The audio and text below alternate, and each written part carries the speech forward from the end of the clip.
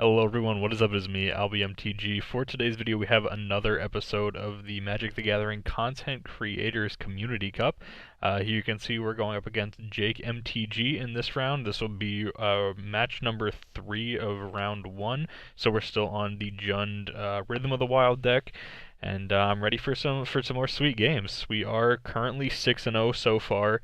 We'll see if things will change here. This seems like a pretty reasonable hand. Druid on 2, Spellbreaker on 3. It's nothing too crazy, but it's a reasonable hand, so we'll go ahead and give it the keep. And we'll start things off with Forest. And we'll pass the turn back. Looks like it's a little bit laggy, not too bad over here. Get off my screen, Scorpion. Another Incubation Druid. I'm going to go ahead and go Forest into Incubation Druid here. Boros Guildgate here from Jake. Into Island, so he has all 3 colors. We're going to try and slam a Gruul Spellbreaker. And looks like it's good. I think we're gonna go ahead and give him haste. We'll try and get in there. Again, Deafening Clarion next turn could be pretty good for Jake. I think a Revitalized, that's fine too. He gets to draw a card, essentially stays at the same life total. Not too bad. No Deafening Clarion though, which is again pretty nice. Yeah, I think we're just gonna go ahead and attack in with the Spellbreaker. End of turn, we can adapt the Incubation Druid, or in response to a Deafening Clarion, or maybe a Lava Coil, we also have the potential to respond. I think we're just going to go for it here on the end of turn. See if we can get this adapt to happen. Looks like we do. So now we have to think a little bit about... Oh, no, we don't. I was going to say we have to think about Settle the Wreckage, but he doesn't have double white, so we don't need to think about Settle. I think I'm going to lay down this Timber Gorge and try and get in for 6 here. And I don't think I'm going to play out the other Incubation Druid. I think I'm just going to pass the turn here. And then if he goes for some sort of a board wipe, potentially, maybe like a Cleansing Nova effect or something like that, the next turn we just go Forest into Carnage Tyrant. Main phase, Revitalize. So I'm assuming he doesn't have 5th land drop and was using the Revitalize to hit his land drop for this turn. Looks like he did. So now we're looking at 3, 6. This would be 10. Puts him down to 4.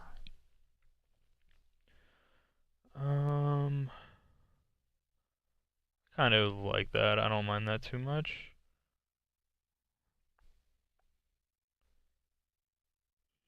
So puts him down to 4. Yeah, I think we're gonna go for it since he's missing double white. I think that's really what he was drawing cards there for on his main phase. That's the only reason I can think of to use the Revitalize on your main phase there. So we're just gonna go ahead and attack in with everything here and just keep the damage going. So now he really has, there's a lot of pressure on him here to just hit the second white source for a Cleansing Nova. He's just going to say good game.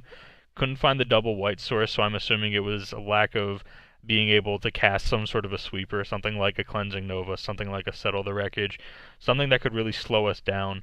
But because he didn't have it, we were able to get in there, which is pretty nice. And now we can get started with Game 2 here against, again, JakeMTG. So that takes us up to 7-0 so far, which again, very, very happy with that record. Extremely, extremely happy with it, in all honesty. It's crazy. This hand is going to be a keep, not too bad. Another Spellbreaker, sure. We'll start off Foul Orchard. Then we're probably going to play Mountain into Incubation Druid, I think. This is a Search for Azcanta, potentially. Maybe.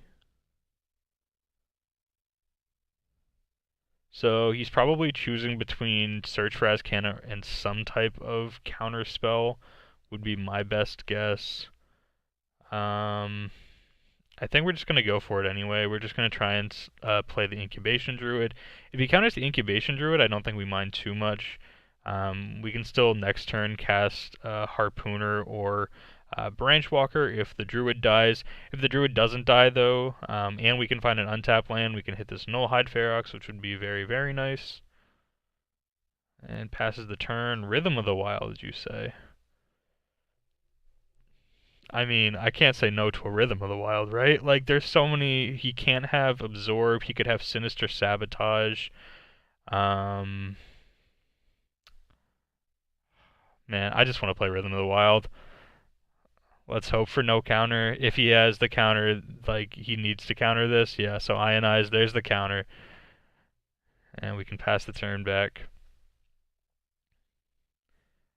Next turn, I'm probably playing this Nullhide Ferox, assuming the Incubation Druid lives. And Chart a Course? Sure.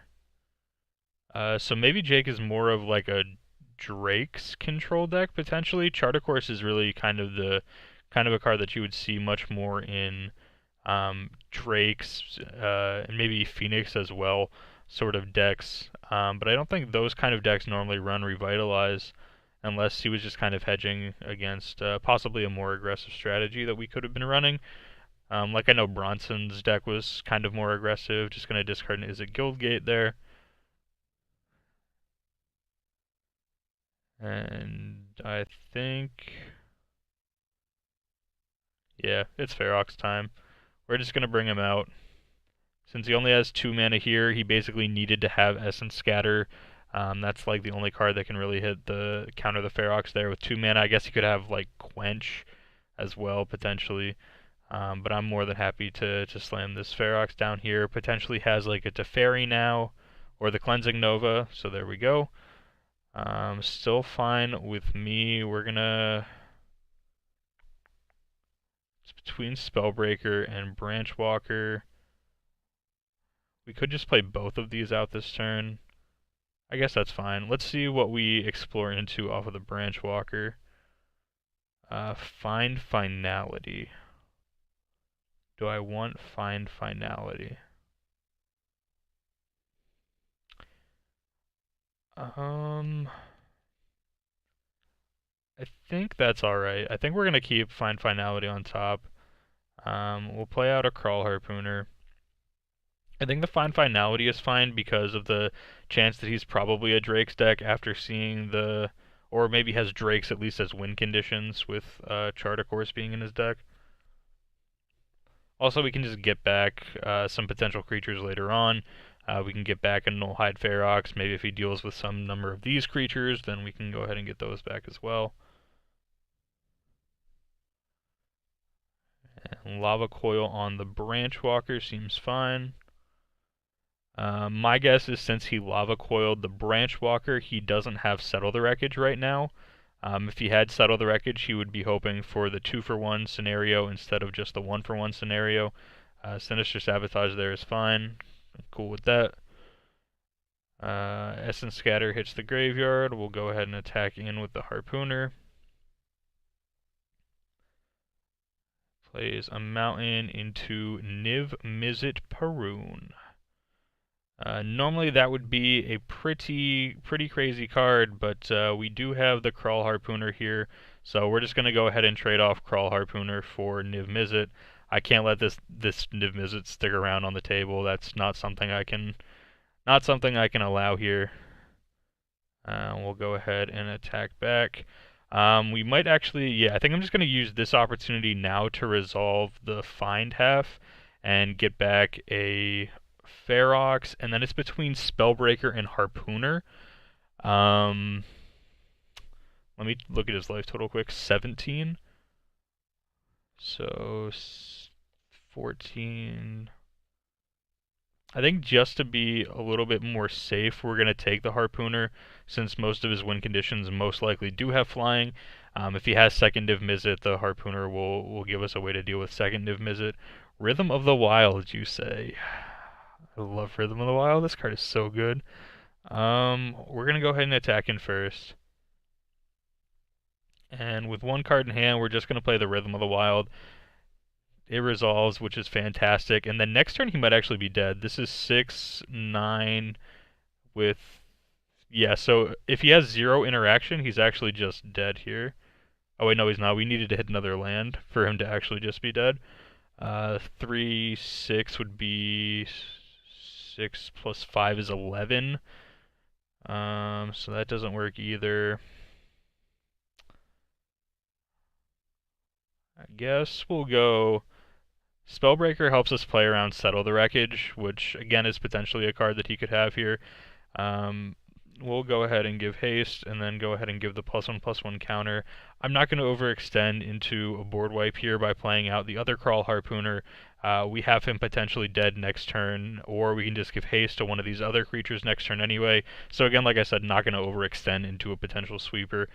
If he has Settle the Wreckage as a potential answer, he would have needed to kill off the Spellbreaker. We're going to... I mean, we have him dead in, like, multiple ways, I guess. We're just gonna go for... Yeah. We'll go for a Harpooner. Trade with Niv Mizzet. Take action. We'll play a Hasty Ferox. And that should, again, be game. After an attack. Yep, that's game again. Alright, 8-0. I like it. I like it. I mean, we're bound to have a bad hand eventually, right? Like, there's no way I can keep this up forever. But it is nice while it lasts. It's very nice while it lasts. So I'm having a lot of fun playing these games. The Content Creators Cup was something I kind of thought about a little bit. I was like, man, I don't know if I actually want to do this or not. Numbers reached out to me a couple times. I don't know, this hand doesn't have a red source.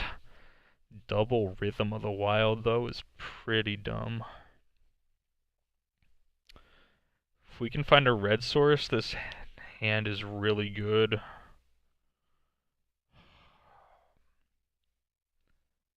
This is so questionable. Alright, fine, we're doing it. I didn't sign up to play a Rhythm of the Wild deck to not keep a hand that has 2 Rhythm of the Wilds in it. This is probably going to be the first match I lose. I was so excited that I was 8-0. I'm going to lose this one. We're not going to find the red source. Carnage Tyrant's not a bad card, though. We'll play out a Crawl Harpooner, and we'll pass the turn. Carnage Tyrant's a sweet one. Unfortunately, with things like the Cleansing Nova doesn't really do anything. Or Carnage, oh, we found the mountain? Are you kidding me? This is so dumb. I say that like it's going to resolve. There's a solid chance that it doesn't resolve. But maybe if the first one doesn't resolve, maybe the second one will. But it looks like there might be a removal spell happening here. Which, if there is a removal spell happening here, that would give us the chance to play this mountain and then play this Rhythm of the Wild. Seal away on the Crawl Harpooner, you got it. That means we can go mountain into a resolved Rhythm of the Wild on 3. We found the red source. Absolutely perfect. There's an island. Unfortunately, if he has, like, an Enigma Drake, maybe? Enigma Drake could probably just race us pretty well. So, plays the land into Chartercourse, meaning we're probably going to resolve the other Rhythm of the Wild here. Like, I don't think I can say no to double Rhythm of the Wild. We'll attack for 1 with a Llanowar Elf. We'll play second Rhythm of the Wild. So then this plays around, you know, some sort of a card that could maybe like 1-for-1 those. I mean, like, choo-choo, I guess. Carnage Tyrant with haste and a +1/+1 counter. That seems fine to me. We'll go ahead and attack in here for 8. So Jake is down to 10 now. Hits us up with the nice. Plays a mountain. This could be Cleansing Nova here, though. So if it is Cleansing Nova would mean that we'd be left with 2 Rhythm of the Wilds in play and a Nullhide Ferox. He didn't play anything. Didn't play anything most likely would mean like it has to be Settle the Wreckage. There's no way it's not Settle the Wreckage. It's either Settle the Wreckage or it's um, Revitalize just to stay alive. My guess is Settle the Wreckage. But we'll see.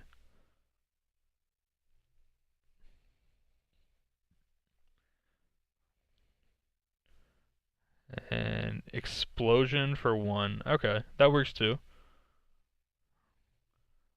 Drop him down to 2.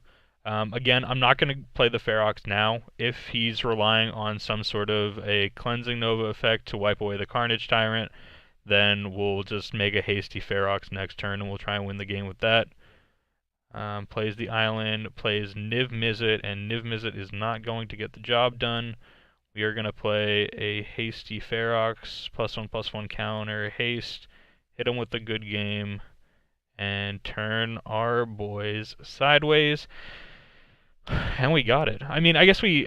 Actually, this thing has trample. We had them dead even without playing the Ferox, so maybe that was bad manners on my part, but I don't know. Good games to Jake, of course. If I don't hit that red mana there to play the Rhythm of the Wild on 3, that game could totally go differently, most likely would go totally differently. Again, thank you so much to Jake for the games. Check out Jake if you guys haven't, JakeMTG. And yeah, thank you to Jake. Thank you to everyone who is part of the Content Creators Community Cup. Thank you so much to CardSphere for being an amazing sponsor. And now I'm going to kick it to the outro where I say thank you to all my patrons. Thank you all so much for watching another match from the Content Creators Community Cup. Again, like I said at the end of all my videos, I love to give a huge shout out and thank you to the people supporting me over on the Patreon page. So huge shout out and thank you to Jeremy, Rodrigo, Jason, BadWolfMTG, and Down Under MTG for supporting me over on the Patreon page. Definitely means a lot, everyone. I really, really appreciate it, and I'll see you guys for next time.